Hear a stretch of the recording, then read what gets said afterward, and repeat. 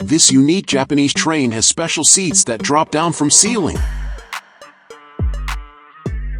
Keihan 5000 series is the only train model in Japan that adopts a seat lifting system to increase the chances of getting a seat during off-peak hours.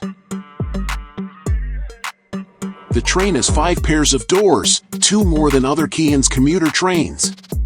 Except during rush hours, the train's second and fourth side doors are closed, and the seats stored above are lowered down for passengers to use. These 2 side doors are therefore painted differently to be more distinguishable. The seat lifting system is usually activated at depots with warning sounds, but the public is occasionally allowed to see how it works.